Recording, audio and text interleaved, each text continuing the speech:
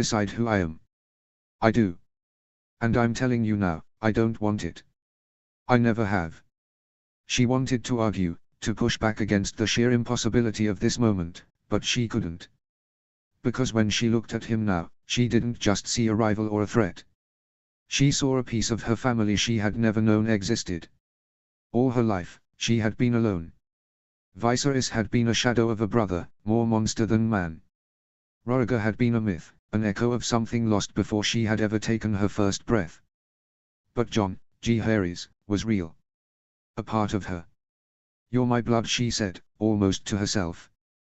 The words tasted strange, foreign, like something she couldn't quite grasp. Jon's gaze softened. He said quietly. "I suppose I am." She exhaled, running a hand through her silver hair as she tried to steady herself. "I don't know what to do with this," she admitted. Jon nodded. "Neither do I." The silence between them was heavy, thick with the weight of everything unsaid. The truth had changed something between them, she could feel it, pressing against her like the chill of the crypt, like the ghosts that surrounded them now. For the first time since she had set foot on West AOC soil, Daenerys felt unmoored, the certainty of her path slipping like sand through her fingers. She took a step forward before she had even decided to move. Her hand found his chest, her palm pressing against the thick wool of his tunic, searching. She needed to feel it, to feel him. To ground herself in something real, something tangible. His heartbeat was there beneath her touch, but slow, almost too slow, as if he were something caught between the living and the dead. Jon stiffened but did not pull away. His breath came shallow, controlled. "I don't understand this," she murmured, her voice barely above a whisper. "This thing between us." Jon swallowed, his throat working around words he didn't say. Then, finally, his hands came to rest at his sides, clenched into fists, as if he were physically restraining himself. "Neither do I." She met his eyes, searching. "You are my blood," she said, the words foreign on her tongue. "And yet." Jon's jaw tightened, his gaze darkening. "And yet." She tilted her head slightly. "Say it." He let out a short, uncomfortable laugh, shaking his head. "Don't make me." She didn't move her hand. She wasn't sure she could. The weight of everything, the truth, the history, the unspoken feelings between them, pressed down on her, but all she could focus on was the steady rise and fall of his chest beneath her palm. Her own heartbeat thundered against her ribs, uneven and uncertain. Jon exhaled sharply and then, as if making a decision, reached for her hand. His grip was firm, calloused fingers wrapping around hers, grounding her. "Come," he said, his voice rough but certain. "Let's go back inside." She hesitated for the briefest moment before allowing him to lead her away. His hold on her was strong, unyielding, cutting through the tension between them like a blade. He led her through the crypt, the flickering torches casting long, wavering shadows against the cold stone. With each step, their intertwined hands felt more natural, more certain. The storm was still raging outside, the courtyard buried in thick, swirling snow. The cold bit at her skin, the wind whipping her silver hair around her face, but she barely felt it. All she could focus on was Jon. The way he held on to her, his fingers tightening just slightly as he guided her through the blizzard. By the time they reached the warmth of the keep, her skin burned from the sudden change in temperature, but she hardly noticed. Jon didn't stop walking. He led her through the dim corridors, past sleeping guards and flickering candlelight, until they reached his chambers. It felt different this time. The first time she had stood here, it had been a power play, a conversation laced with strategy and unspoken challenges. But now, as he pushed the heavy wooden door open and pulled her inside, it felt like something else entirely. His grip finally loosened, his fingers brushing against her skin just a moment longer, as if reluctant to let go. The touch was firm, rough, as if shaped by the unyielding hand of war, the weight of years spent in battle and bloodshed. But there was something else, something softer beneath the calluses and the weariness of a man who had seen too much. That tenderness unsettled her, a warmth that felt dangerously right, and it was that which truly terrified her. "The thing is," Jon's voice broke through the silence, quiet and uncertain, yet carrying the weight of an inner conflict. "I don't know much in this world. In fact," he chuckled softly, a dry sound, as though attempting to deflect the gravity of his words. A woman I once loved told me I knew nothing. His eyes found hers, an almost ironic twist to his lips. But there is one thing I do know. I'd die for you, Daenerys. And I can't explain why. She took a step closer, her breath catching in her throat. His words echoed in the stillness between them, hanging in the air like a spell neither of them had the power to break. We could both die, she said quietly, a slight tremor in her voice, though her eyes never left his. Jon's expression hardened, a flicker of resolve crossing his features as he met her gaze. True, he said. His voice dropped lower, more intense, as if he were speaking a truth that had been buried too long. But I don't want to die, not like this. Not without knowing that I didn't leave anything behind, any regrets. Her heart pounded in her chest, and she moved closer still, their bodies now just a breath apart. The air seemed to hum with the electric pull between them, a connection neither of them had sought, but one they couldn't deny. Then don't, she whispered, her fingers reaching for him, as if the words themselves were the permission they both needed. And then, without another thought, she kissed him. When their lips met, it was as if the world around them disappeared. There was no clashing of armies, no looming threat of death. There was only this moment. This kiss. It was a force of nature, an overwhelming tide that swept them both under. It was not just a kiss, but something much more. It felt ancient, like the stars themselves had conspired to bring them together in this instant, as if fate had decreed that no matter where they came from, no matter what battles they had fought or what had driven them apart, they were always meant to be here, now. In that one moment, Daenerys realized that this was not merely passion or desire. It was something deeper, something eternal. This kiss was the hinge upon which their entire lives had turned, the crossing of two paths that had long been set to meet. It was the act of the gods themselves, a bond forged through every hardship, every choice, every sacrifice. Jon pulled Daenerys into his arms, his embrace strong and unwavering, a force she had not felt since Khal Drogo. There was no hesitation in his touch, no uncertainty, only the unspoken understanding that had been growing between them since the moment their paths first crossed. His hands found her waist, his grip firm yet reverent, as if he was holding something both fragile and untamed. She gasped softly as he lifted her with ease, her arms tightening around his shoulders while her legs wrapped instinctively around his waist. Her silver hair cascaded down her back as he carried her, each step slow and deliberate, his dark eyes locked onto hers with an intensity that sent a shiver down her spine. Jon laid her down with careful reverence, as though she were something sacred, something precious, but there was nothing hesitant in the way he pressed against her. His lips found hers, crashing together in a kiss that was both demanding and tender, fierce and unbearably gentle.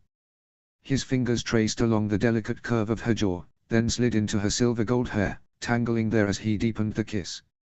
A quiet gasp left her lips as she pulled him closer, desperate to close the space between them, as if she could mold herself into him and forget everything but this. Her hands moved with urgency, pulling at the heavy furs of his jacket, wrestling it off his shoulders with impatient determination. She fumbled with the fabric, cursing softly when it refused to yield, until Jon let out a quiet chuckle and shrugged it off himself. Her fingers wasted no time in finding the edge of his tunic next, working it up over his chest, but again, the stubborn material refused to cooperate. A small, frustrated growl left her lips as she fought with it, only for Jon to smirk and pull it over his head in one swift motion. The firelight flickered across his skin, casting long shadows over the deep scars that marred his chest, the silent evidence of a past that should have ended him. Her fingers brushed over them once again, as she had done in the Godswood nearly a week ago, tracing each one with a delicate touch. Jon's voice was quiet. Did you forget what I am? Daenerys lifted her gaze to meet his, her violet eyes burning with certainty. What you are, she murmured, pressing a soft kiss to one of the scars, is a hero. She trailed another kiss lower, her breath warm against his skin. And I intend to make sure you remember that. Jon let out a slow breath, his fingers cradling her face as he guided her lips back to his. The world outside ceased to exist, no war, no crowns, no duty pressing heavy on their shoulders. Just the warmth of her against him, the steady beat of their hearts in perfect rhythm. For tonight, that was enough.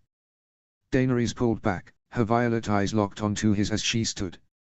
With deliberate slowness, she reached for the ties of her dress, letting the fabric slip from her shoulders, pulling at her feet in a whisper of silk. The firelight flickered across her skin, golden and pale, the moonlight from the window illuminating the soft curves of her body, making her seem almost otherworldly, ethereal, untouchable. And yet, she was here, standing before him, entirely real. John had only ever known one woman in this way before, but Daenerys was something else entirely. There was power in her, something ancient and boundless, something that made him forget to breathe. He reached for her, drawn to the warmth of her skin, but before his fingers could trace the path they longed to take, she stepped back, a playful glint in her gaze. "Sit," she commanded softly, nodding toward the edge of the bed. John obeyed without question, lowering himself onto the wooden frame, his eyes never leaving her.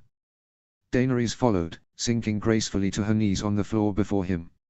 His breath hitched as her hands found his thighs, steady and unhurried. She leaned in, pressing her lips to the scar along his neck, the mark where an axe had claimed his life. Her kisses were slow, reverent, as if honoring each wound, each moment of pain that had shaped the man before her. She continued her path downward, her lips tracing over every scar, every reminder of battle and hardship. Her hands followed, fingers brushing over old wounds. The contrast between her touch, so soft, so warm, and the brutality of what each scar represented sent a shiver through him. The room was quiet except for the sound of their breath, the distant crackling of the fire, the whisper of the wind outside. The moonlight bathed her in silver, making her look even more unreal, as though she had stepped out of a dream, a vision made flesh. John watched her, mesmerized, his fingers threading through her hair as she worshipped every inch of him, not as a king, not as a Targaryen, but simply as the man he was. "Dany," he murmured, his voice hoarse, almost pleading. She looked up at him then, a slow smile curving her lips. "I told you," she whispered, her fingers pressing against his heart, feeling the steady, powerful beat beneath her palm. "You are a hero. And I will make sure you never forget it." John swallowed hard, his grip tightening in her hair as he pulled her back to him, his need for her overwhelming. She came willingly, melting into him as their lips met again, this time with a hunger that neither of them attempted to temper. The war, the cold, the weight of duty, none of it existed in this moment. There was only her, only them. But she did not let him control the moment for long. A slow, knowing smile ghosted across her lips as she pulled away once more, her gaze locked onto his with an intensity that made his breath hitch. She sank back onto her heels, her hands moving with deliberate intent to the laces of his trousers. John sat utterly still, watching as she undid them with practiced ease, dragging the fabric down his legs and discarding them without hesitation. His body betrayed him, his desire unmistakable, standing proud and aching for her touch. A flicker of satisfaction danced in her eyes as she wrapped her fingers around him, featherlight at first, teasing, testing his restraint. John exhaled sharply, his muscles tensing beneath her touch, his self-control unraveling thread by thread. She leaned in, her lips ghosting over his length, pressing the softest of kisses against the tip before parting them to take him in. A ragged groan escaped his throat, his head falling back as the sensation sent a bolt of pleasure searing through him. His fingers instinctively sought purchase, threading into her silver gold hair, his grip tightening as he fought to keep himself grounded. She moved with an agonizing slowness, savoring every reaction she pulled from him, every twitch of his muscles, every staggered breath.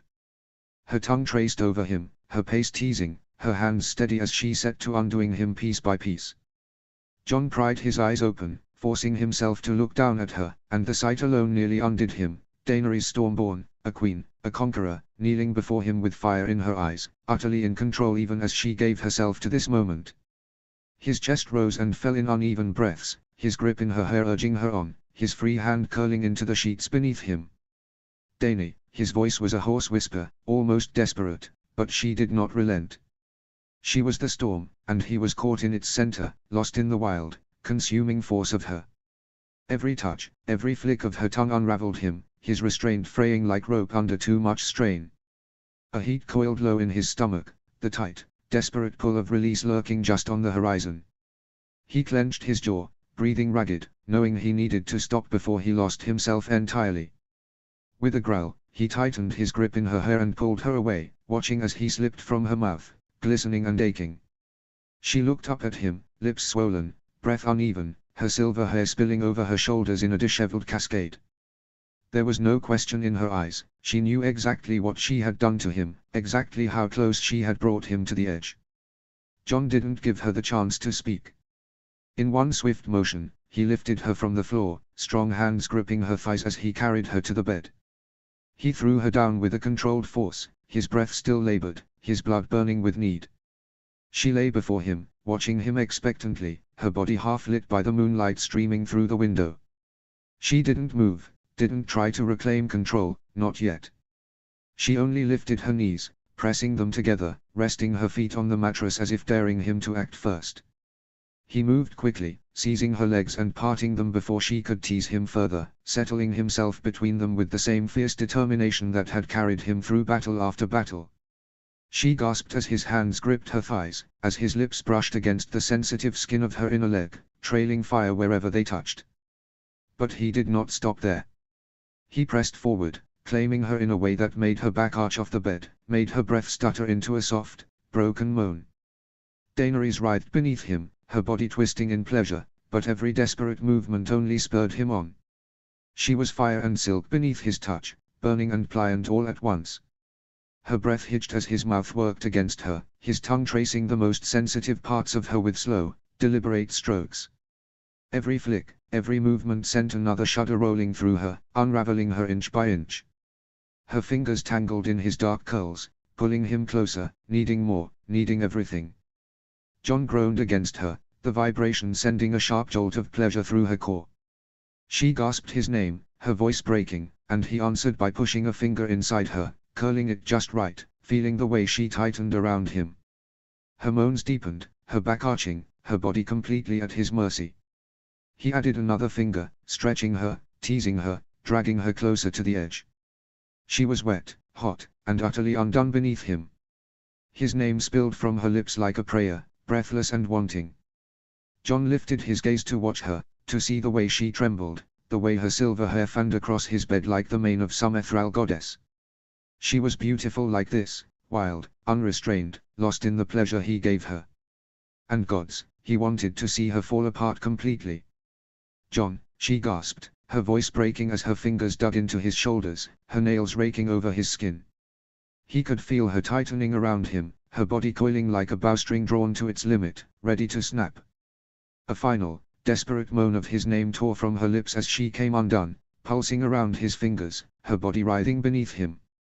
John held still, watching her, drinking in the sight of Daenerys completely lost in pleasure.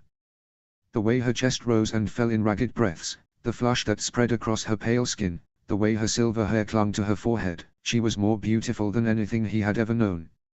And if this was all it was meant to be, if this moment was all he would ever have, he could live with that.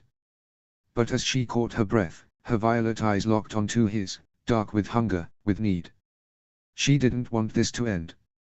She lifted a hand, fingers curling in silent command, beckoning him back to her. John obeyed without hesitation, moving over her, pressing himself between her thighs, capturing her lips in another deep, searing kiss.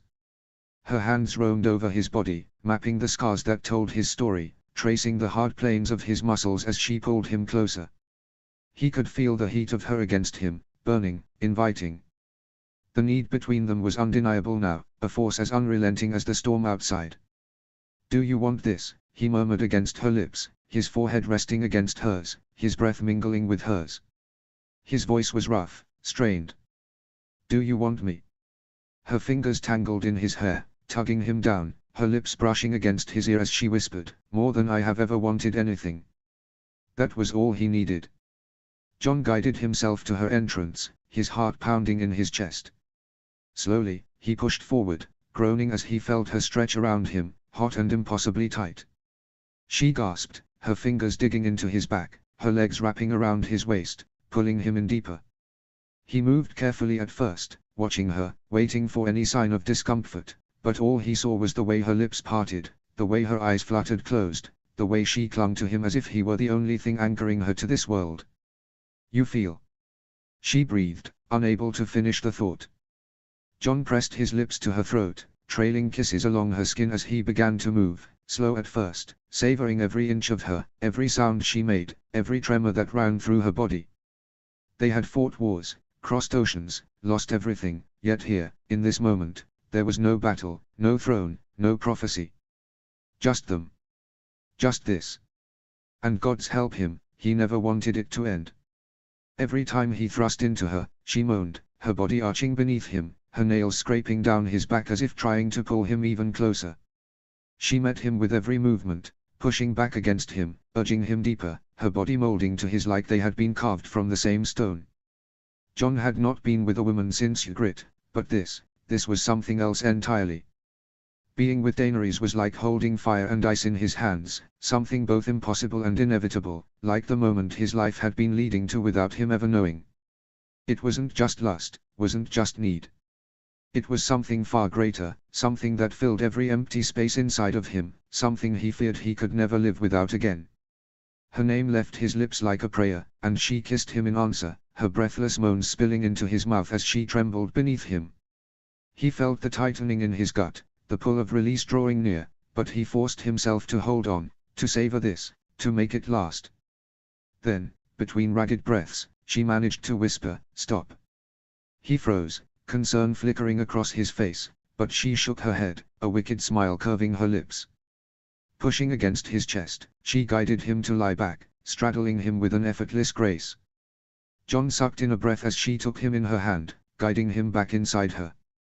The heat of her, the sight of her above him, her silver hair cascading around her shoulders like strands of moonlight, he had to grit his teeth, had to force himself to stay grounded, to keep from losing himself in the sheer overwhelming pleasure of it. She began to move, rolling her hips in a slow, deliberate rhythm, her hands splayed against his chest, her fingers pressing into his scars, grounding him in this moment. John groaned, his hands settling on her waist, his thumbs stroking over her skin, feeling every quiver, every shudder of pleasure that ran through her. He wanted to make her come undone again, wanted to watch her fall apart above him. One hand trailed between them, finding clit, and he began to circle it with firm, desperate strokes. She gasped, her movements faltering for a moment before she quickened her pace, her head falling back, her moans filling the dimly lit room. John couldn't hold back anymore. He thrust up into her, meeting her movements with equal urgency, driving her higher, chasing that edge together. Her body clenched around him, her hands grasping at his shoulders as she came, her cry of pleasure echoing through the chamber. The sight of her, the feel of her tightening around him, sent John over the edge, his release crashing into him like a wave breaking against the shore. They lay together, tangled in the warmth of furs, the flickering light of the fire casting soft shadows across the stone walls. His fingers gently twisted her silver hair around his hand, the strands delicate and cool beneath his touch, contrasting with the heat of their bodies pressed close. Daenerys ran her fingers lightly across his chest, tracing the lines of muscle and scar that marked his life in ways words never could. There was a quiet intimacy between them now, the kind that didn't need to be spoken, only felt. Yet, despite the peace of the moment, something still gnawed at her, a question she couldn't silence. Is this a mistake? Daenerys' voice was barely a whisper, but the weight of it hung heavily between them, her eyes searching his face for something she wasn't sure she wanted to find. John's fingers stilled in her hair for a moment, his gaze soft but distant, as if he were trying to hold on to a truth that was slipping through his fingers. Maybe, he answered slowly, his voice steady, but laced with an unspoken regret. But I don't think we had any choice. The words resonated deep within her, and strangely, she knew exactly what he meant. There was no denying the pull between them, no escaping the bond that had woven itself between their hearts, forged in the fires of war and shared purpose. The choice had been made for them long ago, it seemed, and now they were simply living the consequences, both beautiful and terrifying. What happens now? She asked, her voice quieter this time, her breath catching slightly as she pressed closer to him. What about after the battle? Will you stay with me? John exhaled deeply, the weight of the question settling like a stone in his chest. His gaze moved to the ceiling, his mind clearly far away, pondering the inevitable. Dany, his voice was rough, tinged with a sadness that he rarely allowed himself to feel. I'm a dead man. I don't think the gods brought me back to life so I could grow old and die in the arms of a woman I love. He paused, the quiet echo of his words hanging between them, heavy with truth. I don't think I'm meant for that. I think I think they brought me back for something else, something far darker. Daenerys felt her heart tighten in her chest, the weight of his words pressing down on her. She knew the danger that surrounded them, knew that death lingered just beyond the horizon, always watching, always waiting. But to hear him speak so openly of it, to hear him so resigned to his fate, made her heart ache in a way she hadn't expected. "So, you'll leave me?" she asked, her voice trembling slightly, betraying the fear she'd been trying to push down. Jon turned to her then, his expression softer, though it carried the same quiet sorrow. "I think everything is already decided for us," he said, his tone steady despite the chaos swirling around them. "Live or die. There's no in-between." "But I swear to you, Daenerys," he whispered, his hand coming up to gently cup her face, his thumb brushing against her cheek in a tender, almost reverent way, "I will be here. As long as there's breath in my body, I will be here. And when it's my time, if it is my time, I will stay by your side until you ask me not to be." Her heart fluttered at the depth of his words, at the commitment that lived behind them. Even in the face of certain death, Jon Snow was promising her something. Not forever, perhaps, but something real, something that could survive even the chaos of their world. She closed her eyes, letting the warmth of his presence wash over her, the truth of his vow sinking deep into her soul. There were no guarantees in their lives. No certainty of what the future held. But for now, in this fleeting moment, they had each other. And for the first time in a long time, Daenerys felt something like peace. She didn't know what the gods had planned for them. Perhaps they were only pieces on a game board, their fates already sealed long before they had ever met. Perhaps their connection was a mere flicker in the vast expanse of time, doomed to be extinguished before it could truly burn. Or perhaps, against all odds, it would endure. Daenerys didn't know if they would survive the battle ahead, nor what shape the world would take if they did. Everything around them was fragile, held together by fragile alliances and whispered promises, all of which could shatter in an instant. But in this moment, here in the warmth of Jon's arms, she knew one thing with an unshakable certainty: she would never forget this. No matter what came next, no matter what choices they would have to make, this moment was theirs. The feelings between them were imperfect, uncertain, full of contradictions. They were born of war and necessity, but it was also something more, something deeper, something undeniable. It was fierce, like fire meeting ice, like a storm raging across the sea. And it was worth fighting for. And maybe, just maybe, it was enough. The sudden, forceful pounding at the door shattered the quiet between them. Whoever stood on the other side wasn't waiting for permission. Jon moved swiftly, instincts honed by years of war and survival. He pulled the furs completely over Daenerys in a protective reflex just as the door flew open. Robb burst into the room, his face flushed with urgency, but the sight before him stopped him in his tracks. His mouth opened as if to speak, then immediately snapped shut as realization dawned. He turned his back so quickly it was almost comical, rubbing a hand over his face as if to erase the image. "Jon," he began, then hesitated, his voice stiff with embarrassment. Your Grace, I." Daenerys smirked despite herself, adjusting the furs around her. Jon, on the other hand, was far less amused. "What is it?" he demanded, his voice sharp with impatience. Robb exhaled, trying to recover his composure. "It's Gendry," he said, his tone returning to urgency. "He's here. We're meeting in the Great Hall." And with that, he turned and all but fled the room, shutting the door a little harder than necessary behind him. Silence settled again, though it was no longer peaceful. Daenerys looked at Jon, one eyebrow raised. Jon groaned, dragging a hand over his face. "He's never going to let this go, is he?" Daenerys laughed softly, pressing a lingering kiss to his shoulder before sitting up. "Come on, Lord Snow," she murmured, her voice teasing but gentle. "It seems duty calls." Jon sighed, dragging a hand through his unruly curls. He looked at her for a long moment, his dark eyes drinking her in as if trying to commit her to memory before they stepped back into the world outside this room, a world where duty and war would dictate their choices, not their hearts. He murmured finally, voice thick with something unspoken. He swung his legs over the side of the bed, planting his feet firmly on the cold stone floor. "It always does." They dressed quickly, the warmth of the furs replaced by the cold steel of armor and the weight of their responsibilities. As they walked from John's chambers to the great hall, silence stretched between them, but it was not uncomfortable. It was the silence of two people preparing themselves, slipping back into their roles as rulers, warriors, the people others expected them to be. When they entered the hall, the room was already filled with hushed conversation. A small gathering awaited them. Robb and Roslin stood together, speaking in low tones. Tyrion and Sansa were near the hearth, their heads close as they exchanged quiet words. Daenerys' advisors, including Barristan and Missandei, watched the room carefully. But all eyes were drawn to the man at the center of it all. Gendry stood wrapped in a thick cloak, his clothes blackened with travel and battle, his face shadowed with exhaustion. He drank deeply from a cup of water, his broad chest rising and falling as if trying to steady himself after an endless journey. Jon stepped forward without hesitation. "Brother," he greeted, his voice warm as he took Gendry into a deep embrace, gripping him tightly, as if reassuring himself that his friend was truly here. "I'm glad you made it." "So am I," Gendry said, his voice rough from travel and strain. He pulled back, his gaze shifting between Jon and Daenerys. "The men I'm with need rest. They need food and water. We've barely slept for days." Daenerys stepped closer, her posture regal but her expression understanding. "Where are the dead?" she asked, her voice firm but laced with urgency. Gendry exhaled sharply, rubbing a hand over his face.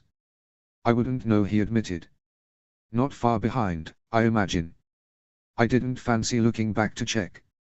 He turned to her then, his blue eyes sharp with curiosity. "You must be his dragon queen," he said, a half-smirk playing on his lips as he nodded toward Jon. "I'm Gendry." Baratheon's son Barristan added from the side, his tone unreadable. Gendry turned to him with a dry chuckle. "Well, I hope Her Grace won't let that impact her first impression of me," he said, a glint of mischief in his eyes. He turned back to Daenerys, offering a slight bow. "I think you'll find me perfectly charming, my queen, despite who my father have been." Daenerys smirked, amused by his boldness despite the dire circumstances. "I'm glad to see you still have your humor after all you've been through," she replied. Jon's expression darkened slightly. "What happened?" he asked, his voice low. "At the wall." Gendry's smirk faded. He straightened, his face turning grim as memories of the battle flickered in his eyes. He exhaled sharply before answering. "They hit the gate first," he said, voice rough.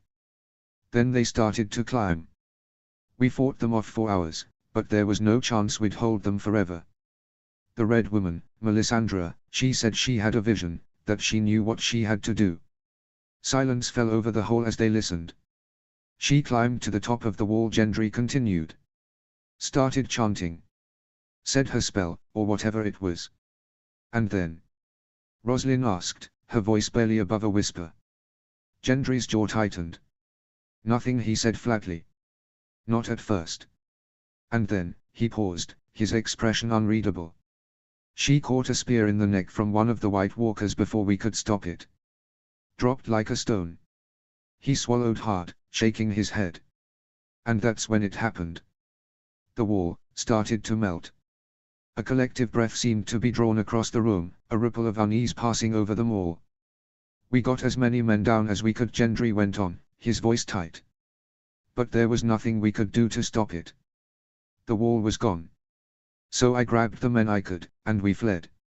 A heavy silence settled over them. Daenerys glanced at Jon, their earlier moment in the quiet of his chambers now feeling like another lifetime. The dead were coming. The wall had fallen. There was no stopping it now. Chapter 71, Robb 18. Chapter text. Robb 18. The horns rang out over Winterfell, long and low, rolling across the battlements like a death knell. The sound was thick with foreboding, a mournful cry that sent a shiver through stone and flesh alike. Within the great hall, the small gathering fell into a heavy silence, their breath hitching as they exchanged knowing glances. There was no mistaking its meaning. Robb did not flinch. The weight of command sat heavy on his shoulders, but his voice was steady when he spoke. "Wake everyone," he ordered, his tone brooking no hesitation. "Those who are fighting already know their positions." He turned then, his sharp grey eyes softening only slightly as they met Roslin's. "Get everyone else into the crypts." The room burst into frantic motion. The air hummed with urgency, but amid the chaos, Rob did not move into action, not yet. Instead, he stepped toward Roslyn, reaching for her hand. Her fingers were warm against his own, grounding him, anchoring him to something real in a world about to be consumed by blood and steel. A ghost of a smile flickered across his lips. "I may be a foolish man, love," he murmured, his voice touched with something almost tender, "but I will ask you one last time, go into the crypts. Stay safe for me. Stay safe for Torrin." Roslyn shook her head, her grip tightening around his. She stepped closer, pressing her forehead against his, her breath soft and warm against his skin. She closed her eyes as if committing the moment to memory, as if trying to hold on to him before war could tear them apart. "You know I can't do that." He exhaled, a breathless, tired laugh escaping him. "You can't blame me for trying." She pulled back just enough to meet his gaze, her blue eyes fierce despite the fear simmering beneath. "Now you listen to me," she said, her voice shaking but strong. "You are the love of my life. The man who changed my life, who made me who I am. We have not endured everything we have suffered just for you to not come back to me now. So I need you to swear to me, right here and now, that you will not die." She placed a fist against his chest, her small hand trembling with barely restrained emotion. "If you let yourself die, Robb Stark, I will find a way to bring you back just so I can kill you myself." A startled laugh broke from him, raw and unexpected, and then he pulled her into a kiss. It was not hurried or desperate but deep and lingering, an unspoken promise sealed between them. He memorized the taste of her lips, the warmth of her body, the way she felt against him, something to carry with him into the fray. When he pulled back, his heart hammering against his ribs, he lowered himself onto one knee, his hand still wrapped around hers. His fingers squeezed gently, reverently. "I swear to you, Roslyn," he vowed, the words spoken like a sacred oath, "I will do everything in my power to come back to you." The horns sounded again, louder this time, more urgent, their bone-chilling call echoing through the castle like the howl of a dire wolf in the dead of night. Robb inhaled sharply, the spell between them breaking. He stood, his hand lingering in hers for just a moment longer before duty pulled him away. One last look, one last silent promise, and then he turned, leaving behind the warmth of her touch to walk into the storm that had come to claim them all. Robb Stark stood atop the ramparts of Winterfell, the cold biting through his armor like a blade. His breath curled in the frigid air, vanishing into the night as he tightened his grip around the hilt of his sword. His knuckles were white, but not from the chill. Below, the mist slithered in from the tree line, thick and unnatural, moving as though it had a will of its own. It curled around the keep's walls, seeping through the cracks, creeping into the very bones of the men who stood with him. They did not shiver from the cold. They had known winter all their lives. This was something else. Robb had stood on many battlefields, had fought for banners, for vengeance, for a crown. But this was different. There was no kingdom to win here, no glory to be had. This was survival. Beside him, Jon stood silent and still, Longclaw resting lightly in his grip. He did not move, did not speak, but Robb could feel the weight of his intensity, the quiet storm that always brewed within him before a fight. Together, they stared into the abyss beyond the walls, where their army stood waiting, breath held, swords drawn. Then, under the pale glow of the moon, the forest came alive. They poured from the tree line like a flood, a writhing mass of death, thousands strong. Whites, a sea of rotting flesh and ice-blue eyes, their broken bodies lurching forward in a relentless, ceaseless sprint. Some still wore the remnants of their past lives, northern cloaks, rusted armor, the tattered sigils of houses long lost to time. And at the back, they came. The taller figures, moving with the eerie grace of something not bound by the laws of men. Their armor shimmered like ice, their pale faces expressionless, their eyes burning with something colder than the wind itself. White Walkers. Robb swallowed hard. It was worse than he had imagined. Above them, the sky rumbled with the sound of wings. Daenerys Targaryen sat astride Drogon, the dragon's black scales glinting in the dim light. His breath curled into the cold, twin streams of smoke drifting from his nostrils. Rorgal and Viserion circled beside them, their massive forms casting shifting shadows over the battlefield. The dragons hung in the air like vengeful gods, waiting. The signal came. A single flaming arrow streaked upward, carving through the night sky like a comet. The battle began. From the walls, archers loosed their arrows, the shafts trailing fire as they rained down upon the dead. Siege weapons roared to life, catapults hurling great stones and barrels of burning pitch into the advancing horde. Flames erupted across the battlefield, sending whites screeching into the dirt, their bodies blackened and broken. But they did not stop. They never stopped. Steady. Grey Worm's voice rang out, hoarse and raw. Hold the line. The first wave crashed into the unsullied shield wall like a breaking tide. Grey Worm stood at the center, his spear a blur of motion as he barked orders in sharp Valyrian followed by the West AOC translation. Shields locked, spears braced, the unsullied held firm. They fought with precision, striking fast, stepping forward, striking again. But for every white that fell, two more took its place, clawing, shrieking, battering against the wall of shields like a relentless storm.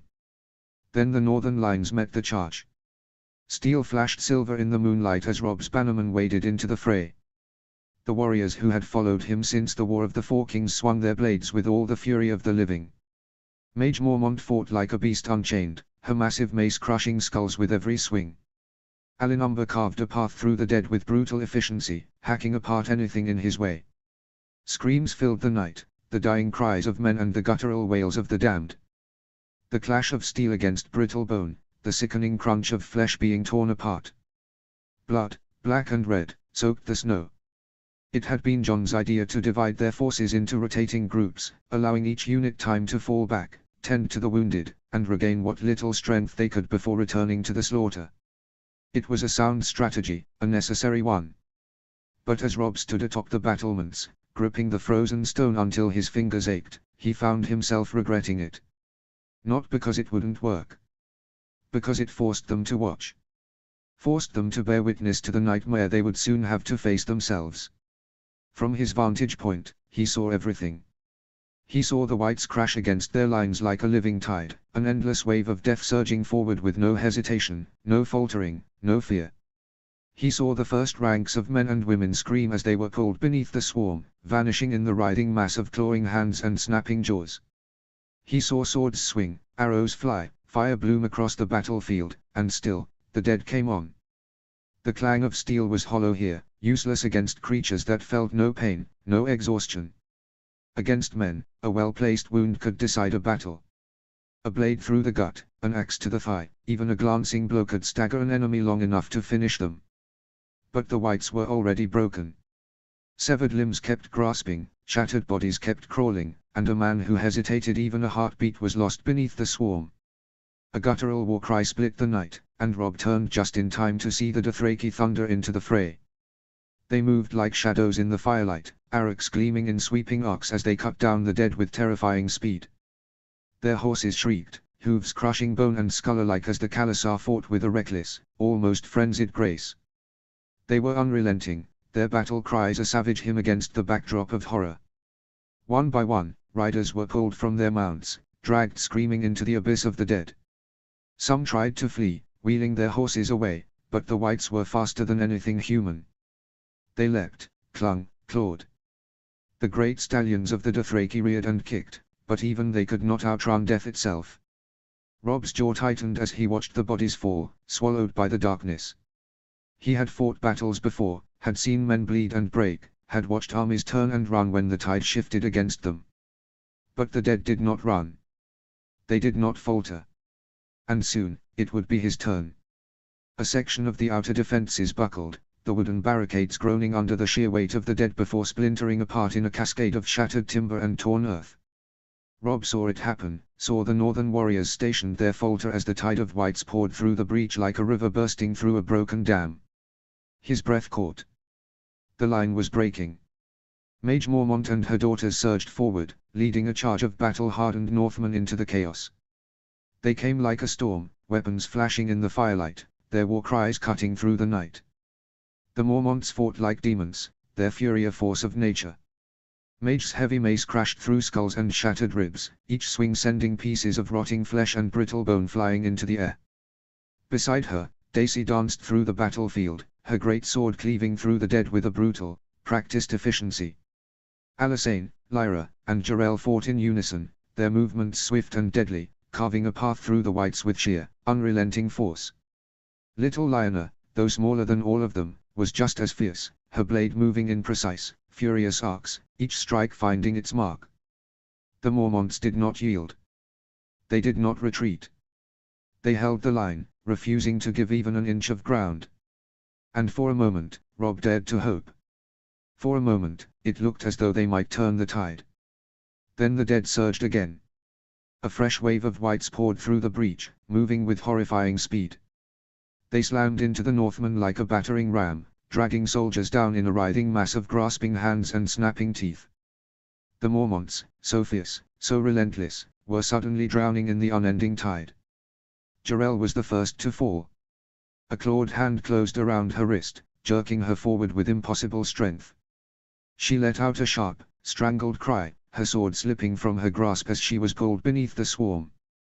Lyra let out a scream of rage and tried to reach her, hacking at the creatures that separated them, but she, too, was overwhelmed, her body vanishing beneath a press of decayed limbs. Alysanne fought like a she-wolf, her axe carving a path through the dead. Blood, red and black, splattered across her face, her snarls of defiance breaking through the cacophony of war. But even she could not fight forever. A shadow moved in the chaos, a tall, pale figure with eyes like frozen fire. A White Walker. Robb saw the moment its ice-forged blade struck home, saw Alysanne jerk in place, saw the light leave her eyes before she crumpled to the blood-stained ground. Daisy let out a wordless, furious cry. She swung her great sword in a wide, brutal arc, cutting down 3 whites in quick succession.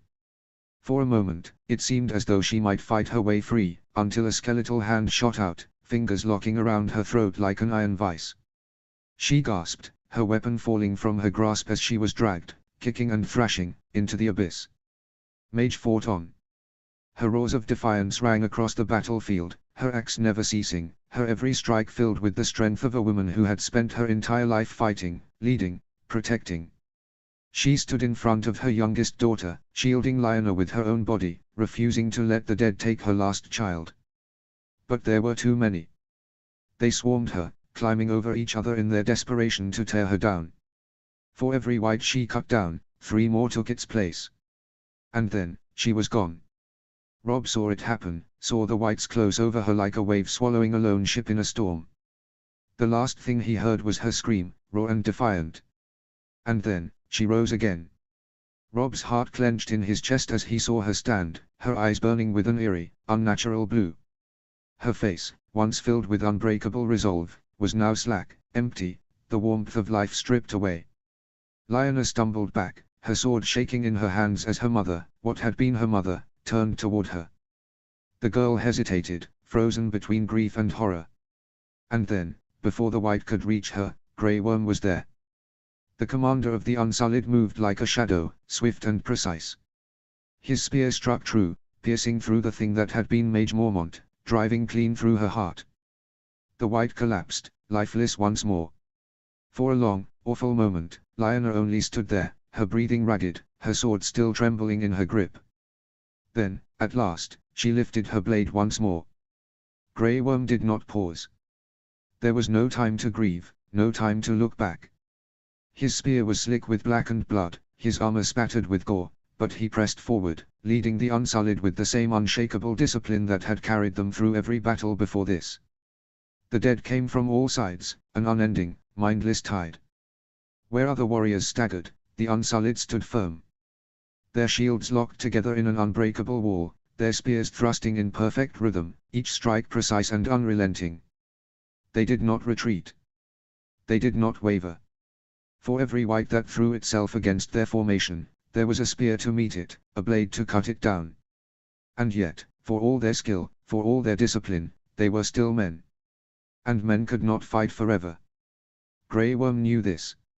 He could feel the weight of the battle pressing in around them, the relentless assault of the dead never slowing, never tiring. His muscles burned with exhaustion, but he did not falter. He would not falter. Then, the dead parted. The whites fell away, shifting like a living sea as something stepped forward from their ranks. A White Walker. It moved with an eerie,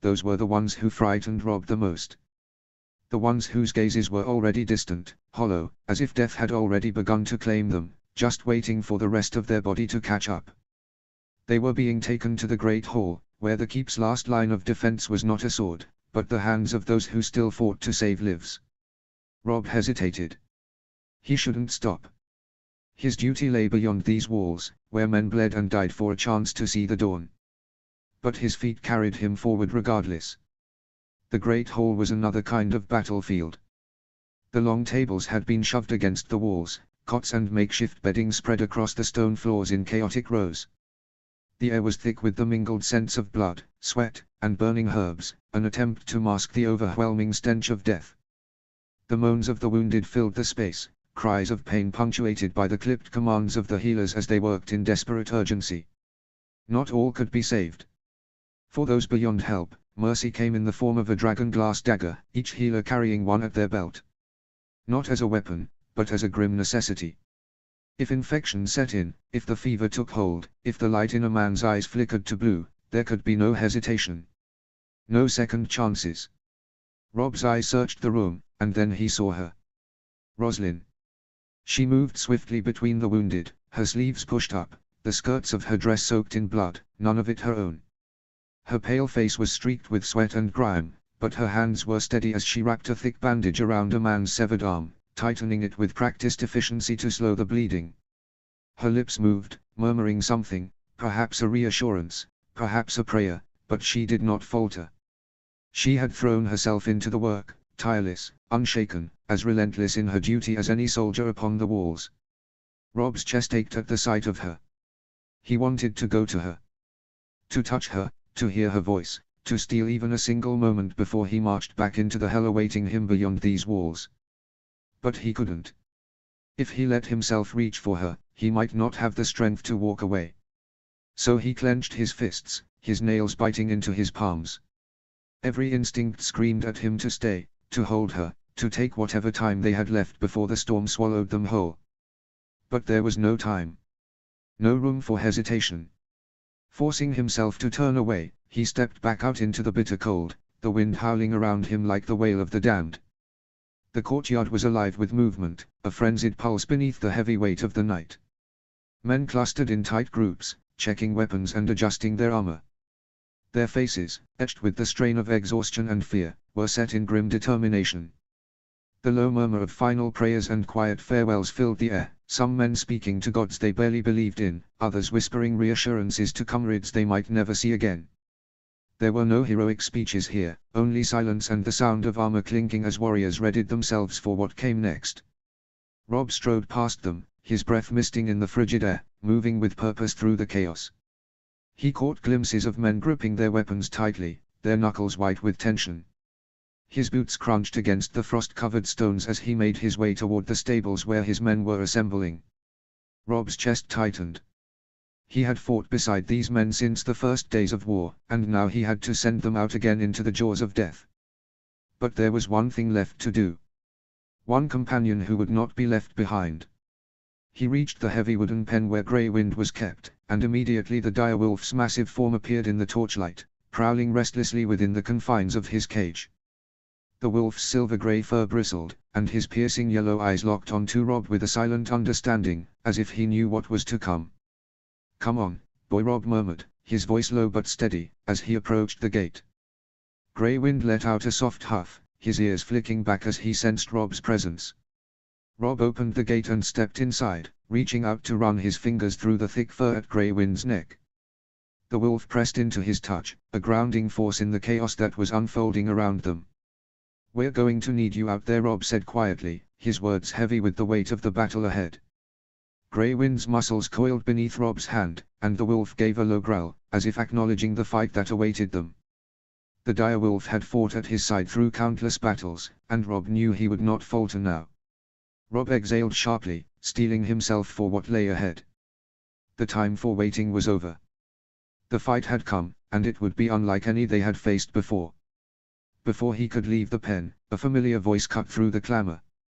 Rob came Sansa's voice, firm but tinged with worry.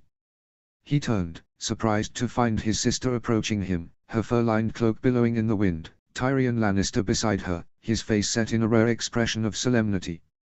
Sansa's eyes met his, and there was a mixture of fear and determination in her gaze. "Are you ready?" she asked, her voice soft but resolute. Robb paused, his fingers lingering on Grey Wind's fur before he looked up at her.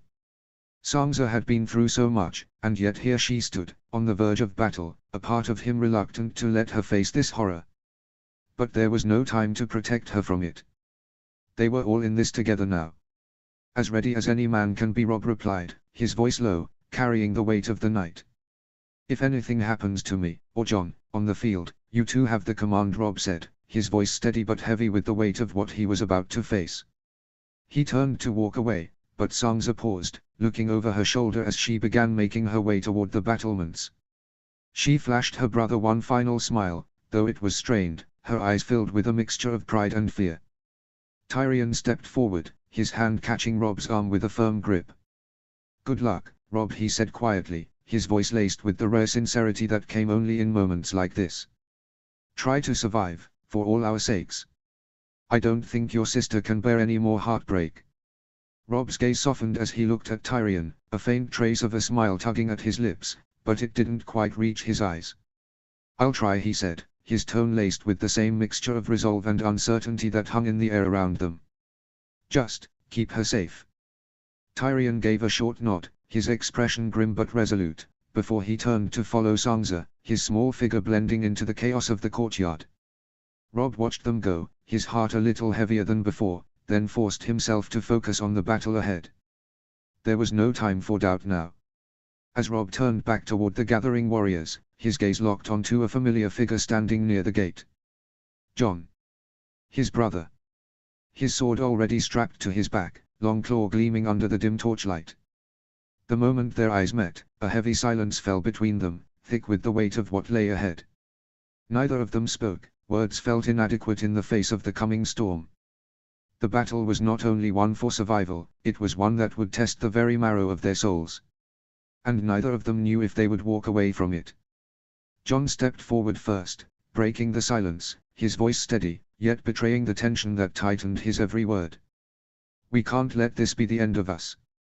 Robb met his brother's gaze, his heart heavy with unspeakable truths. They had been through so much together, war, loss, betrayal, but this was different. This was not just a battle for a kingdom or for honor. This was a fight to preserve their very humanity. "No matter what happens," Robb said, his voice firm despite the dread curling in his gut, "we don't let the other turn." Jon's jaw tightened, and he took a step closer, the intensity in his eyes sharpening. "Swear it." Robb didn't hesitate.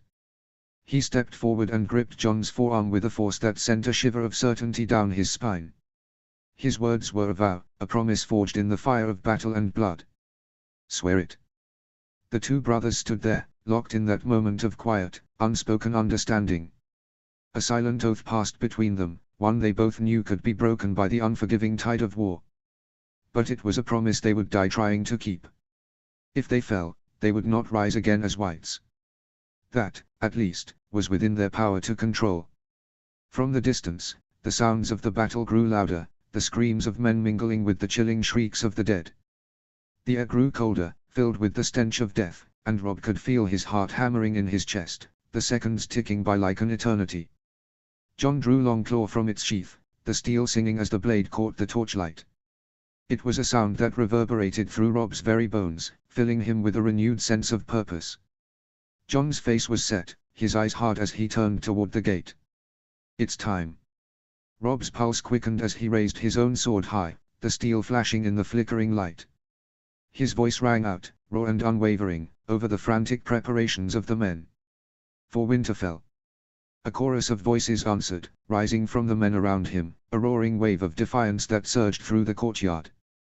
The clatter of weapons, the thud of boots on stone, the low growl of horses waiting for the charge. Steel was drawn, shields were raised, and the gates creaked under the weight of the moment. With a final roar of defiance, the gates were thrown open, and the cold night air was swallowed by the sound of battle. The ground trembled with the charge, the echo of hooves and the clash of steel reverberating through the stone walls. Side by side, Robb and Jon stepped into the fray. Their swords swept through the air in unison, flashing silver as they cut through the night.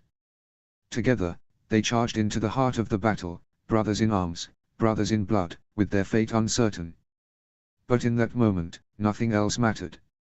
Only the fight. The moment Rob and John crossed the threshold, the battle swallowed them whole, a brutal, chaotic surge that left no room for hesitation. The dead came at them with an unrelenting fury, their hollow eyes gleaming with the frigid hunger of the grave. Their blackened fingers reached for flesh, their mouths gnashing in bloodlust as the cold wind howled through the battlefield. Rob's sword cut through the air with practiced ease, its steel meeting bone and sinew. He swung in a wide arc, severing a white's skeletal arm with a brutal, cleaving strike before driving his blade deep into the chest of another. The creature crumpled to the ground with a sickening thud, but it didn't stop. No, the dead didn't stop. It clawed at his leg with feral persistence, its cold fingers gripping for purchase. Rob kicked it back, but before he could recover, Grey Wind was on it. The direwolf's jaws snapped shut around the white's skull, crushing it in a single, powerful bite. Rob spared his companion a brief glance of gratitude before returning his focus to the enemy. John fought beside him, a blur of steel in the night. Longclaw, his sword, flashed like lightning, decapitating one white, then another, its blade cutting through the air with deadly precision. His breath came in harsh, ragged gasps, his movements fluid and relentless. Every swing of his sword seemed to split the air with a sound that felt like the crack of thunder. The ground beneath them trembled with the weight of the battle, but neither John nor Rob flinched. They were driven by something primal, by duty, by family, by the instinct to survive. More men pushed forward, replacing those who had fallen or retreated, but the dead did not tire. They were relentless, an endless swarm that filled the air with the screams of men and the sickening sound of flesh tearing. Rob's sword sang through the chaos, meeting bone, sinew, and frozen flesh. But no matter how many he felled, the tide didn't slow. A man beside him let out a strangled scream as a white hurled itself onto his back, its teeth sinking into his throat with terrifying speed.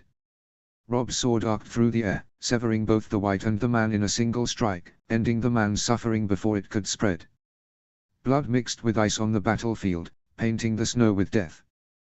The air was thick with the metallic scent of blood, the acrid smell of burning flesh from the pyres behind them, and the shrill cries of the dying. It was a symphony of carnage, one that did not cease, one that could never be drowned out. As Rob continued to fight, his gaze flickered to the side. Alan Umber staggered past, his eyes wild, his breath coming in ragged gasps.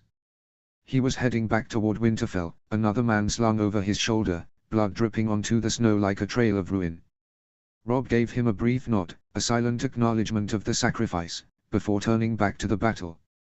His heart pounded in his chest, the weight of the carnage pressing in, but he could not stop. The night was far from over. The dead didn't rest, and neither would he. Amid the chaos, Rob's eyes caught sight of the Great Jon and Small Jon Umber, their backs pressed together, axes flashing in the blood-soaked night. The Great Jon was a mountain of a man, roaring with laughter as he swung his massive axe down with terrifying force, cleaving through the skulls of whites like a butcher through meat. His sides were stained with blood, a deep gash in his side pouring crimson down his armor, but it didn't seem to matter. His bellowed words rang out over the din of battle. "Is this all you've got?" he roared, his voice booming like thunder across the battlefield, mocking the very dead that surrounded him. "Come on, then. Come and get me." But the dead did not answer. They only came.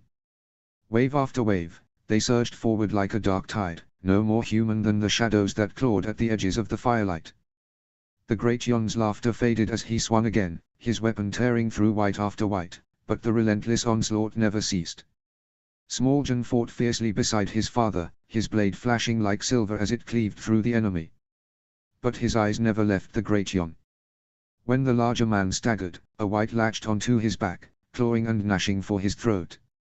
Small Jon's heart stopped, and in an instant, he lunged forward, hacking at the creature with a wild, desperate swing. But more whites closed in like a pack of wolves, overwhelming the Great Jon and pulling him to the ground.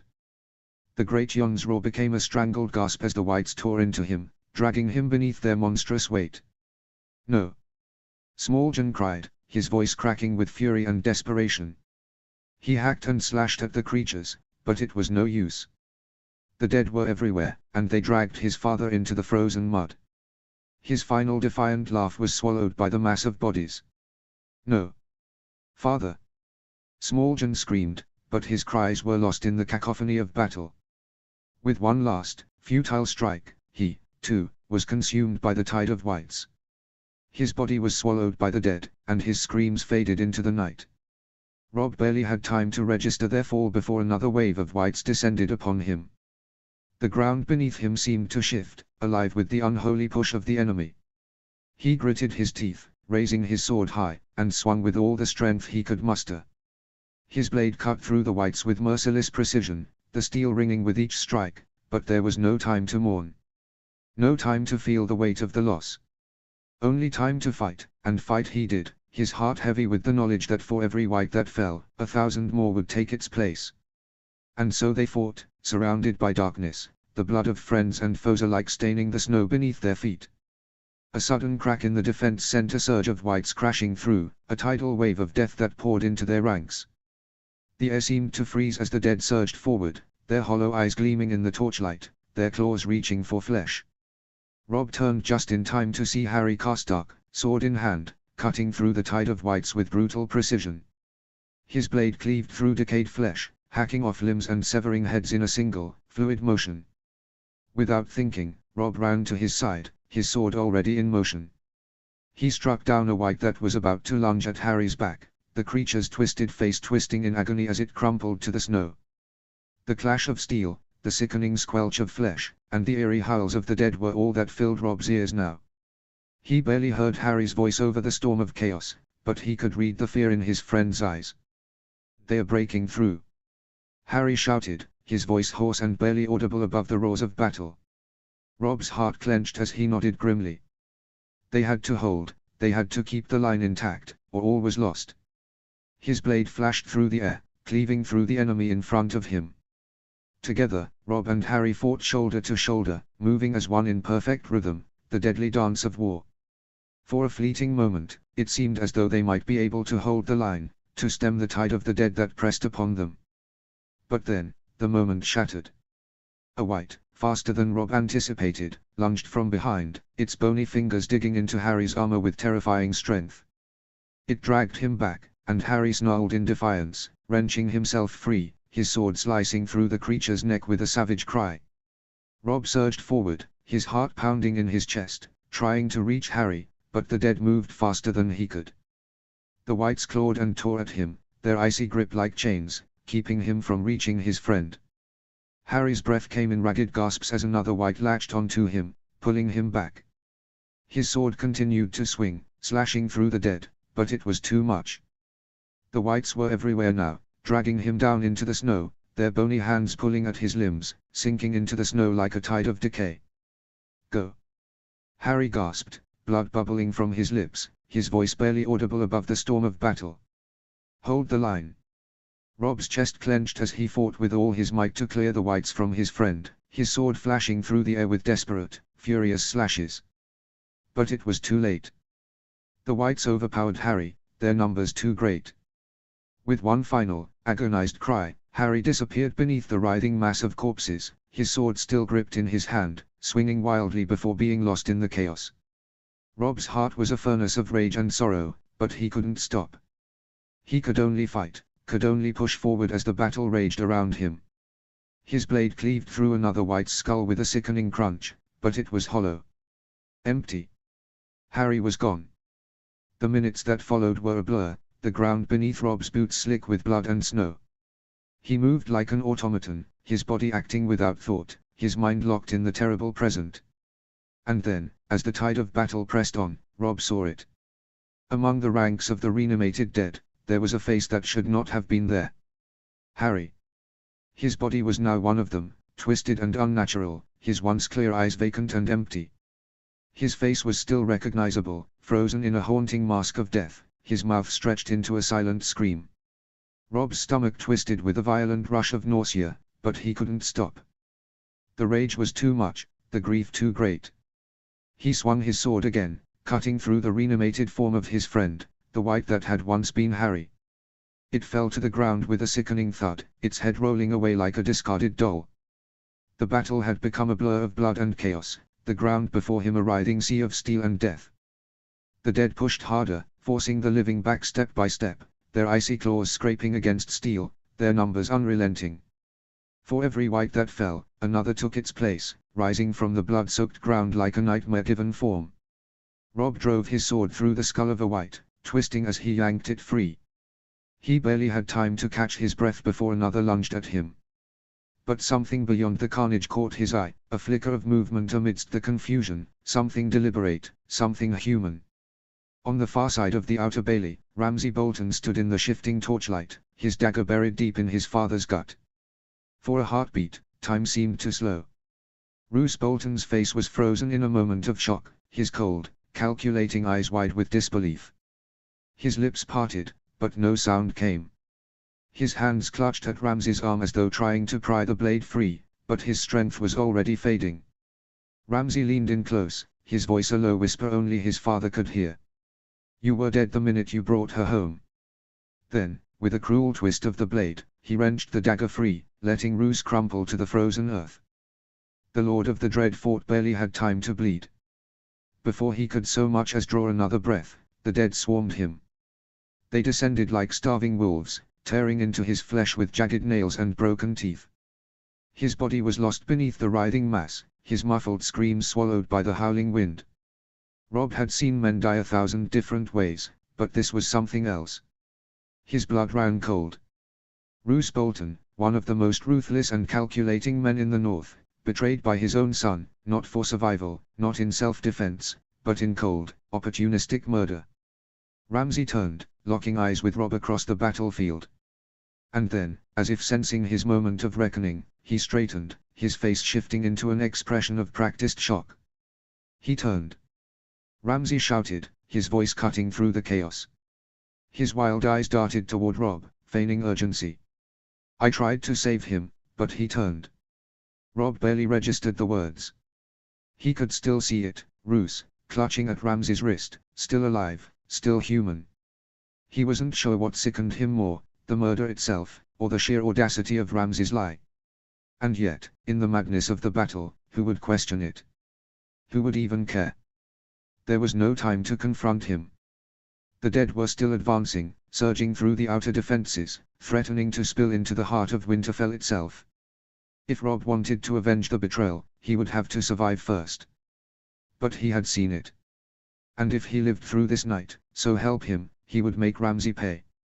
For now, there was only the fight. Rob tightened his grip on his sword, shoving the horror of what he had just witnessed to the back of his mind. There would be justice, but first, there had to be survival. With a furious cry, he threw himself back into the battle, his blade flashing under the moonlit sky. The battle was slipping through their fingers. Rob could feel it in the way his sword arm burned, in the way the men around him faltered, their movements slowing, their strikes losing strength. The dead did not waver. They did not hesitate. They did not tire. The living, however, were breaking. Through the haze of battle, he heard Jon's voice rise above the carnage. "Fall back. Fall back to the gates." For a split second, Rob hesitated. Retreat was not in his nature. He had spent his life pushing forward, leading charges, cutting through enemy lines. But this was not a battle of strategy. This was not a war against men. This was survival. Jon was right. "Fall back." Rob roared, turning on his heel. He grabbed a man by the shoulder, shoving him toward Winterfell. "Move. To the gates. Now." A horn bellowed over the battlefield, signaling the retreat. The men who still stood turned and ran, stumbling through the blood-slicked snow toward the open gates of Winterfell. Those too wounded to move on their own were dragged by their comrades, desperate to escape the advancing tide of death. The dead sensed their weakness. They surged forward, an unstoppable tide, and the retreat threatened to become a rout. Then, the Unsullied stepped into place. Leaderless without Grey Worm, they did not waver. With mechanical precision, they locked their shields together, spears braced, forming an unbreakable line between the retreating men and the advancing horde. "Stand fast," one of them barked. The others obeyed without hesitation. A wall of flesh met a wall of steel. The Unsullied fought with cold, brutal efficiency, driving their spears into the whites, pushing them back, buying precious time. But even they could not hold forever. Inside the walls. Jon's voice was hoarse now, ragged with urgency. Robb turned, scanning the field one last time. The Great Jon was gone. The Small Jon was gone. Harry Karstark was gone. Roose Bolton was gone. So many familiar faces lost to the snow, buried beneath the writhing mass of the dead. And yet, there was no time to grieve. Not yet. A shriek tore through the night as a white lunged toward him, its gnarled fingers reaching for his throat. Grey Wind struck first, snarling as his massive jaws closed around the creature's skull, shaking it violently before tearing it apart. Robb exhaled sharply, nodding once. "Come on, boy." Then he ran. Behind him, the Unsullied held as long as they could, their line thinning as one by one they fell, but they did not break. They did not falter. The last of the living poured through the gates, dragging the wounded, pulling each other inside. Robb sprinted across the threshold, skidding to a stop just inside the walls. The last few Unsullied still outside turned to face the dead with cold, unreadable expressions. They did not attempt to flee. They knew their duty. They stood their ground, their spears cutting through the dark tide one last time before the dead consumed them whole. Then, silence. The gates were still open, the space narrowing as the living poured through in a desperate tide. The retreat had turned into a scramble, men shoving past one another, horses rearing in panic, the wounded dragged between the bodies of the barely standing. Jon stood at the threshold, sword in hand, his breath coming in harsh, ragged gasps. They had to close the gates. Now. But there were still men outside. Through the chaos, he spotted Lyanna Mormont. Blood streaked her face, her hair tangled and wild, but she was still fighting. She hacked at a white with all the fury left in her, her small frame nearly swallowed by the press of bodies. Then, she turned. And instead of running for the gate, she rushed toward the battlefield.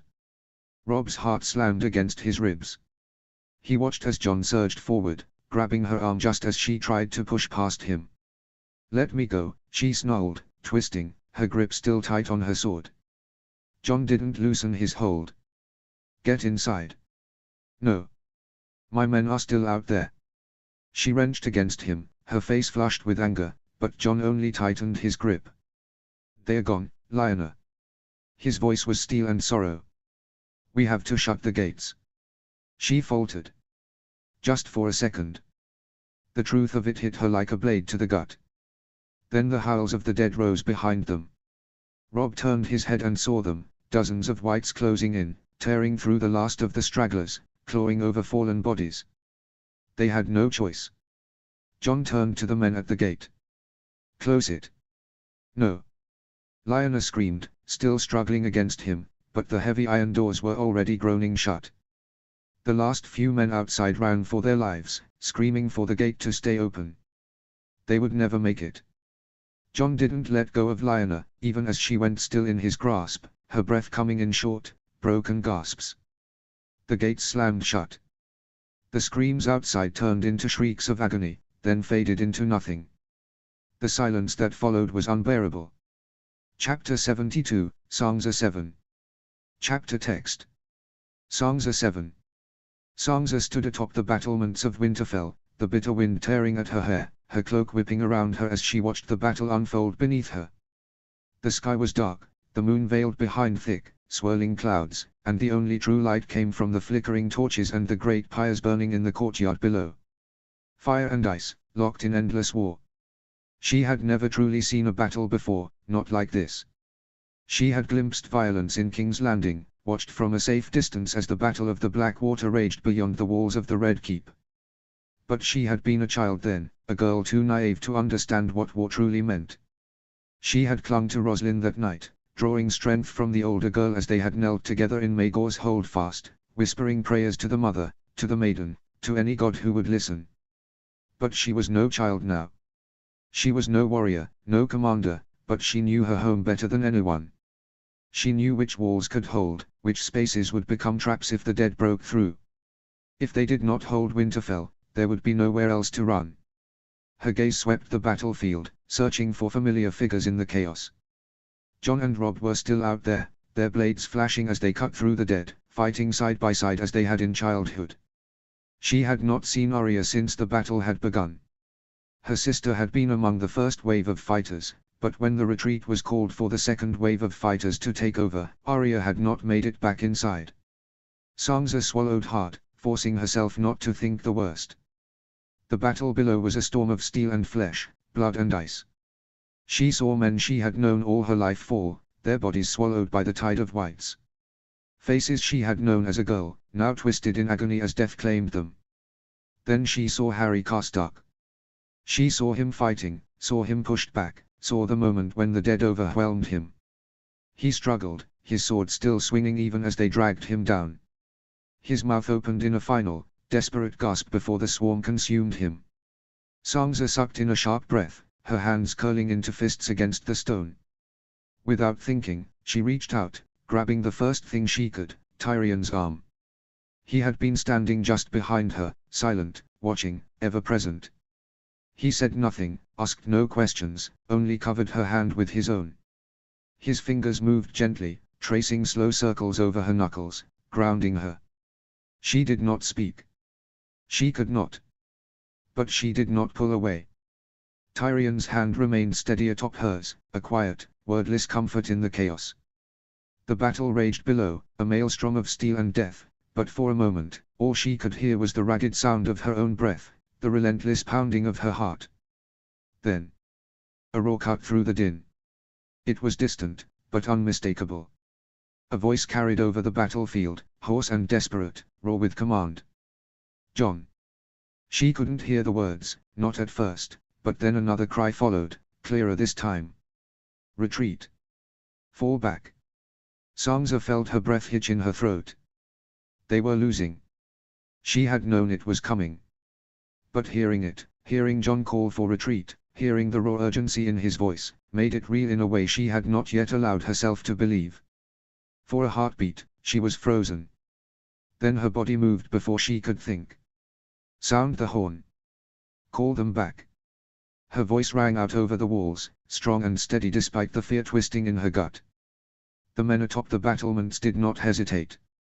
One of them, a grizzled soldier with a scar across his cheek, lifted the great war horn and blew. The deep, mournful sound bellowed through the night, rolling over the battlefield like thunder. Once. Twice. 3 times. The signal for retreat. The defenders atop the walls sprang into action. Men rushed to their positions, shouting down to those still fighting in the field. The archers, who had been picking off whites where they could, turned their focus to covering the retreat. Tyrion moved beside her, shouting orders to the archers with the firm command of a man who had once led men through the flames of Blackwater Bay. He did not hesitate, did not waver. He raised his voice over the howling wind, directing volleys of arrows with precision. Loose, he called, and the sky darkened with shafts of iron and dragon glass.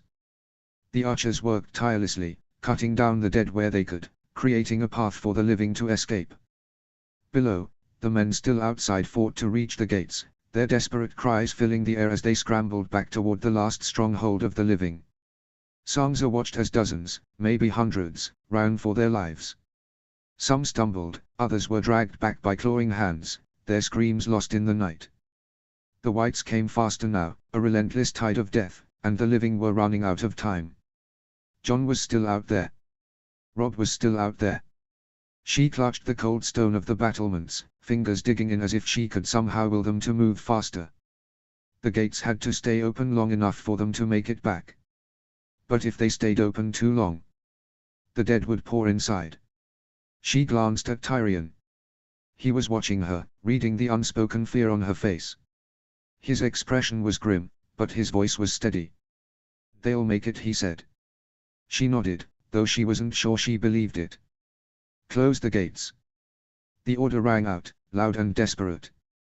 The men at the gates did not hesitate. They threw their weight against the great wooden doors, pushing with all their might. Chains rattled, iron groaned, and the gate began to swing shut. Sansa turned sharply, her heart pounding in her chest as she scanned the courtyard below. Through the haze of fire and frost, she spotted Robb, his armor slick with blood, his face streaked with soot. He ripped his helmet off and hurled it to the ground, his chest rising and falling in heavy gasps. A few feet away, Jon wrestled with someone, dragging them backward even as they fought against him. The girl thrashed, fists pounding against Jon's chest, her wild eyes fixed on the battlefield beyond the gates. She was trying to go back. "Let me go," she shrieked, her voice hoarse with fury. "No. My men are still out there." Jon held her firm, his own face a mask of anguish. "They are gone, Lyanna. We have to shut the gates," he snapped. The gates were nearly shut. The last of the living who had made it inside staggered past them, gasping, bleeding, eyes wide with horror. But outside, others still ran. Others still fought. Then, a terrible, shuddering thud. The gates slammed closed. The heavy wooden beams dropped into place, locking out whatever poor souls still remained beyond them. Sansa turned, forcing herself to look, though every instinct screamed at her to shut her eyes. She had to watch. She had to bear witness to the cost of their survival. Hands pounded against the wood. Fists beat desperately, some even clawing. "Let us in. Please. Open the gate. Gods, help us." The voices rose in terror, in agony, in desperate, pleading cries. They had been so close. Mere steps away from safety, and yet the doors would not open again. Then came the screams. Sansa could only watch as shadows fell upon them. The dead swarmed like locusts, dragging the living down into the snow. Faces she recognized, men who had fought for Winterfell, were torn apart before her eyes. A man's fingers curled around the base of the gate, nails scraping against the wood as he was wrenched backward, his scream cut short by the sickening crunch of bone. Tyrion's hand was suddenly on her arm. Nothing good will come of watching it. She barely registered the words before he pulled her away, turning her from the horror beyond the walls. Turning her from the dying. She let him guide her, her body moving on instinct as they descended the stairs, step by step, away from the battlements and into the courtyard below. Behind them, the screams faded into silence. Sansa barely felt her feet as she rushed down the stone steps, her skirts gathering soot and blood as she ran. The moment she reached the courtyard, she did not hesitate, she threw herself into Robb's arms. He staggered slightly beneath the force of her embrace, his body stiff with exhaustion, his armor covered with sweat and blood. She didn't care. She clung to him, breathing in the scent of steel and smoke, grounding herself in the simple fact that he was alive. Robb let out a breath, wrapping his arms around her. "I'm here," he murmured against her hair, though there was a heaviness in his voice. He knew how close it had been. A moment later, another presence neared, and she tore herself away from Robb just in time to see Jon approaching. His face was grim, his dark curls damp with sweat, his armor dented from the force of battle. She could see the blood on his tunic, not all of it his own. Without a word, she pulled Jon into her embrace as well, her fingers pressing against the ridges of his armor. For the briefest of moments, he softened against her touch before stepping back. Her relief was short-lived. "Where's Arya?" she asked quickly, looking between them. Robb shook his head, his mouth set in a hard line. "I haven't seen her." Jon's lips parted slightly, but no immediate answer came. Then he swallowed and forced a nod. "She's out there somewhere. Probably tucked into some dark corner, waiting for her moment." He tried to sound confident, but Sansa could hear the unease creeping into his tone. He didn't know. None of them did. She could feel her heartbeat hammering against her ribs, but she forced herself to push it aside. Not now. Not yet. All around them, the courtyard was a flurry of movement. Men scrambled to tend to the wounded, carrying the barely breathing toward the great hall where the healers worked tirelessly. The cries of the injured mixed with the crackle of flames as the dead were gathered and laid upon the pyres, their bodies curling into ash before they could rise again. Sansa turned, her gaze following the fire as the men tossed more corpses onto the roaring inferno. And that's when she saw them. Her breath caught in her throat. Robb. Her fingers gripped his arm like a vice, her nails digging into his sleeve. Robb, startled, turned to follow her gaze. There, among the fallen being thrown onto the fire, were two familiar faces. Perwyn and Oliver Free. Their lifeless forms were unrecognizable beneath the blood and grime, but Sangza knew them. Knew the tunics they wore, the way Oliver's hair curled at his temples, the shape of Pawin's jaw. She turned to Rob, heart hammering. You need to get to Roslyn. Rob didn't hesitate. His eyes flickered with something unreadable before he gave her a single, sharp nod. Then he was gone, striding toward the great hall, his movements quick, purposeful. Sangza exhaled shakily, watching him disappear into the sea of wounded. Beside her, John had already moved to help the men lifting the fallen, his hands gripping the arms of a limp soldier as he helped haul him toward the flames. She watched him work, watched Tyrion step up beside her, his face unreadable. He didn't say a word, but he was there. Solid. Steady. The great hall had become a battlefield of its own. The scent of blood and sweat mingled with the thick, acrid smoke that clung to their clothes. The sounds of men groaning in pain, healers barking orders, and the shuffle of bodies, both living and dead, filled the cavernous space. Sangza's stomach twisted at the sight. Some men lay moaning on the stone floor, their wounds hastily bandaged. Others were silent, their bodies still, waiting to be dragged back out to the fires. There was no room for the dead here. Only the dying. Her eyes swept over the chaos until she spotted Roslyn. She was hunched over a wounded man, pressing a blood-soaked cloth against his side as he whimpered in agony. Sweat clung to her brow, her sleeves rolled up past her elbows, hands red with blood, some his, some not. And beside her stood Rob. Sangza watched as he reached for her, desperation etched into the tightness of his jaw. But Roslyn wasn't looking at him. She wasn't listening. Ro, you need to talk to me. Her hands didn't falter as she worked.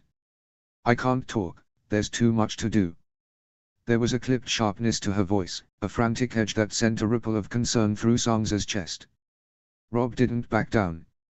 Roslyn, you need to breathe. Just take a moment. I can't. She shook her head sharply, pressing harder against the wound beneath her fingers. The man beneath her let out a strangled cry. She didn't flinch. Rob exhaled, his patience thinning. Just have some water. Sit down for a minute. And then, suddenly, she snapped. Why? Her voice was sharp as steel. Will that bring them back? She turned on him, her eyes glistening but hard as flint. They were my brothers, and now they are dead.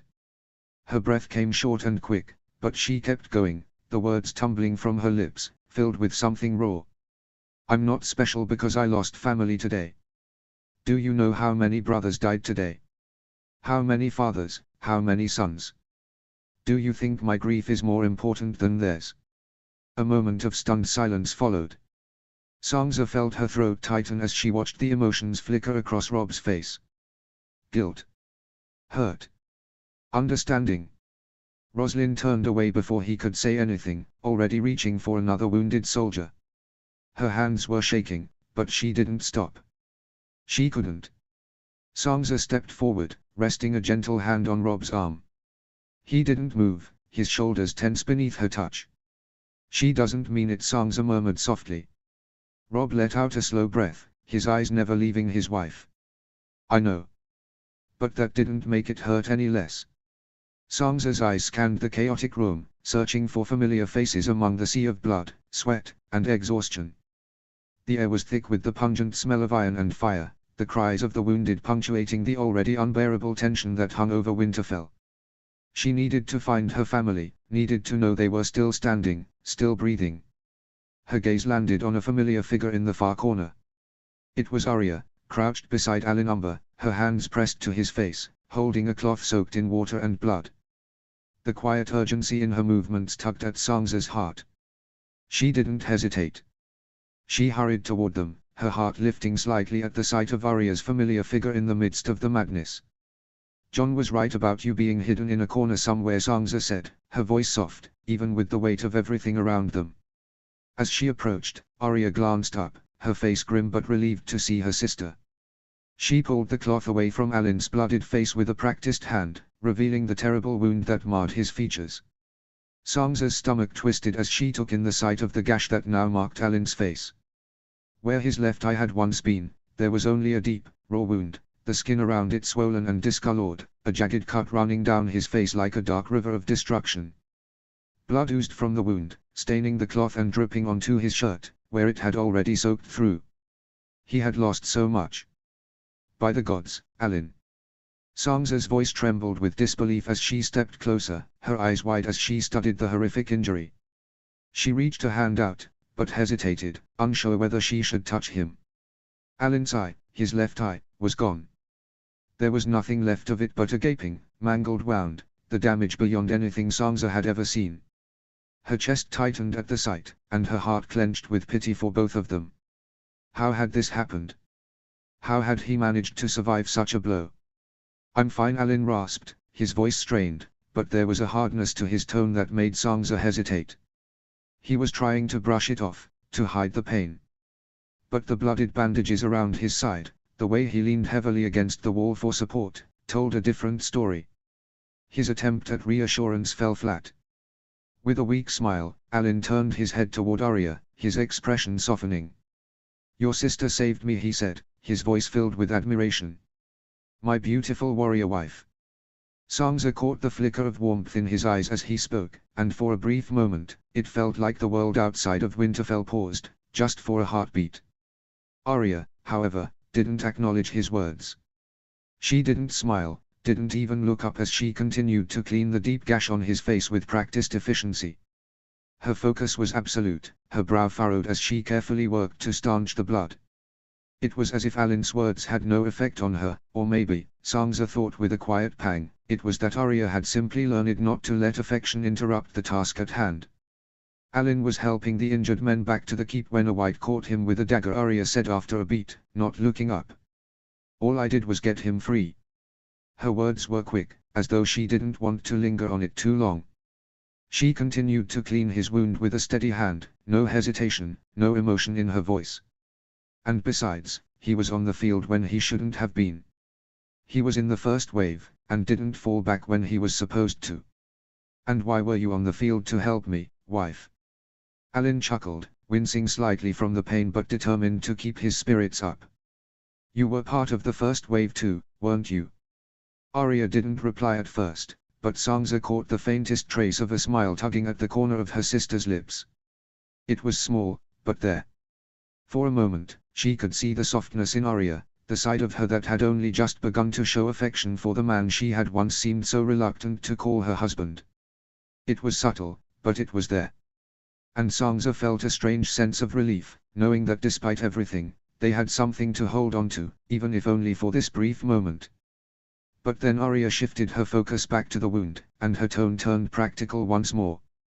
"I need to stitch it. I'll have to cauterize it first," she said, her voice firm. "It won't be pleasant." Sansa's instinct was to react immediately. "I'll get a maester," she said, but the moment the words left her mouth, Alin shook his head.